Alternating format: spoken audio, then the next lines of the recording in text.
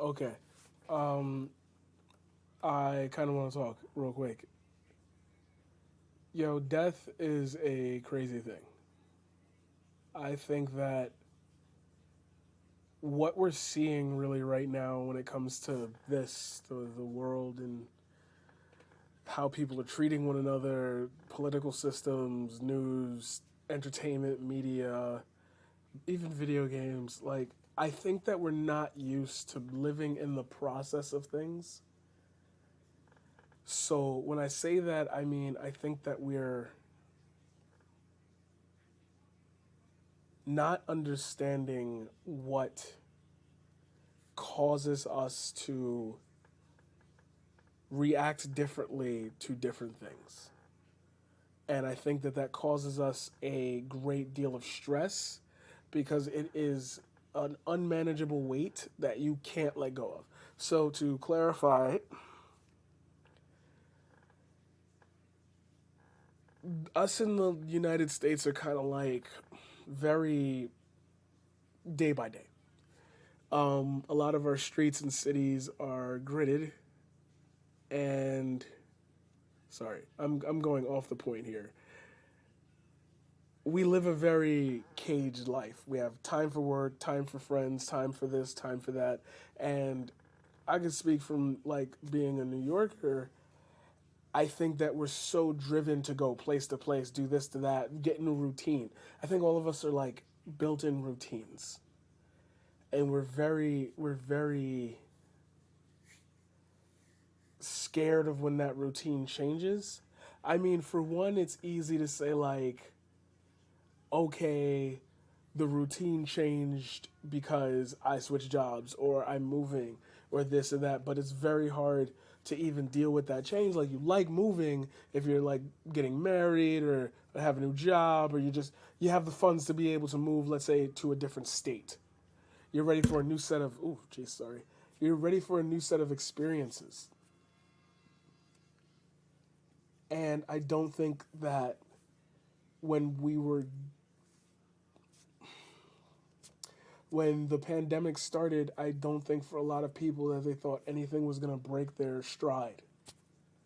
So things that are unmanageable, things that are unfathomable, like a virus ravaging the land doesn't feel like something that's happened. Even though we know we've had smaller epidemics, like we've never had like a worldwide issue. So we have to think of everybody now. Oh my god, that person's dying. Oh my god, this person said this. Oh my god, like, and it's just so much that you just get fed up with it. So you lock yourself in another system, another routine. And I think that all of us are not coming to grips with that routine because it changed too much too quickly, and you don't even get a say in whether or not you want things to change. And that's kind of the pinnacle of death. The pinnacle of death is quite simply a thing you can't change that devastates you. And it's embodied in our society right now as a standard. I'm going to hear on the news that more people are dying of COVID. I'm just accepting that, and I don't really care unless it gets close to me because that's the only time I can actually feel out for it. Because you're not used to feeling out for things like, oh, somebody got hurt in this city. Oh, oh, geez, that's horrible. Back to the routine. Back to the routine. It's the routine. It's the consistent routines. And what's scary is when that routine gets broken due to issues that are out of your control. You cannot stop death. Trust me, I know. Like, I've been there before. You wake up at 3 a.m., or maybe you're just up till 3 a.m., you're on your phone, and you sit there and your brain thinks, damn, this shit gonna end one day.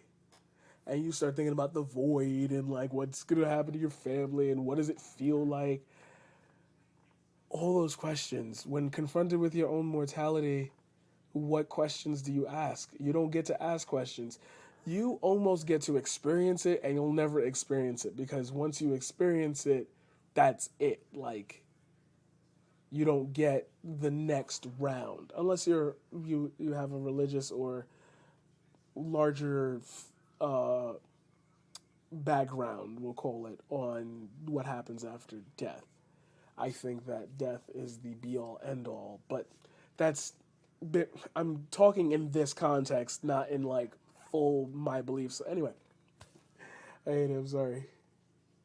I think that a lot of us just don't feel death until they have to. I think that a lot of us don't feel death until it's forced upon us. And we're trying to push that away as far as possible.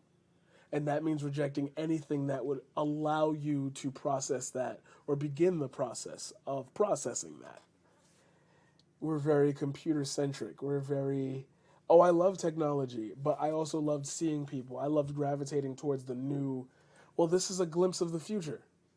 This is a glimpse of the future. We might have these issues come up, and now we have technology to help us keep systems going, keep communication going. And we didn't embrace that because we felt like we didn't ask for it. And that makes us lash out.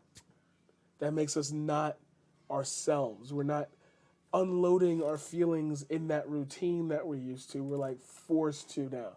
I have to make time for this because even though I might have lost my job, there's pressing matters in the world that need to be solved before I can go, I had a good day. And so we start losing stuff. We start losing stuff. We start losing more and more and more and more. And we don't know how to deal with that because that wasn't our goal this year. And I get it. Now I kind of get it. I mean, I don't get it from like smart people's side.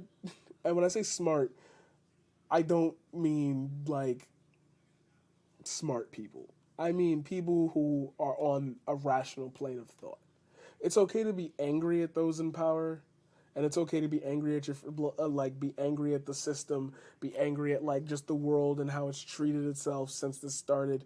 It's okay to have been angry about it before, but like being angry about this, just I feel like blaming other people and talking about this conspiracy theory and that conspiracy theory and this is a plot and this is like none of these things solve the problem of consciousness when it has to exist here.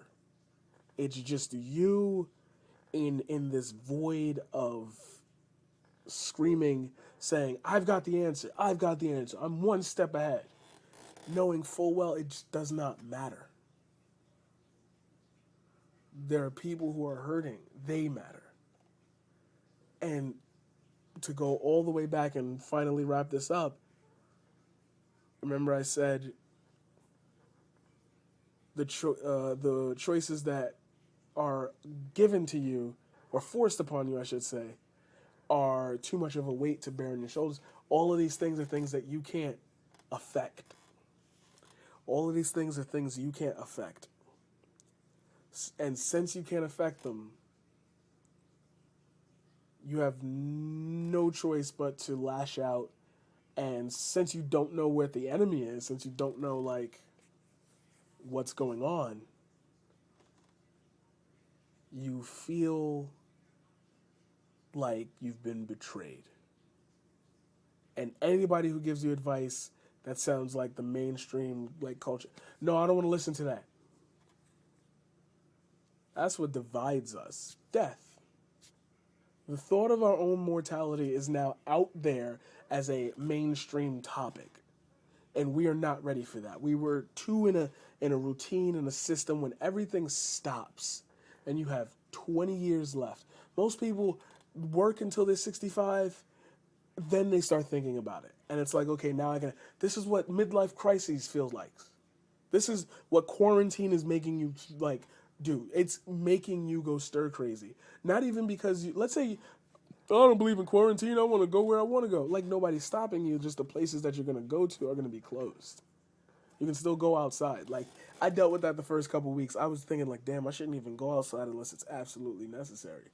You can go outside. You can go to the front of your house. I remember the first time I went to the front of my house, and just like didn't care because nobody was out there. And I was like, wow, yeah, like this is awesome. I don't need anything else. I just think I do because I'm in that routine. And when you're confronted with your own mortality and death, what you think about is how the routine is going to stop and you cannot stop that from happening. And now that's our whole like world. People are dying and it's too much for us to handle. So I'm gonna scream, shut up libtard, I'm gonna scream up, shut up maggot, like I'm gonna scream and I'm gonna bicker. And then you have actual movements trying to progress in society, and this is the perfect time. This is your reset moment. Like, all right, when we come out of this, we're gonna have better laws about safety. We're gonna have better communities. We're gonna have well-funded communities. We're gonna allocate money to where it should be. We're gonna help those in need, and we're gonna all pick each other up. Because that sounds like a pipe dream. No, we're rejecting that. That's not cool. I don't know, but that's what I think. I think death is the cause of all this chaos.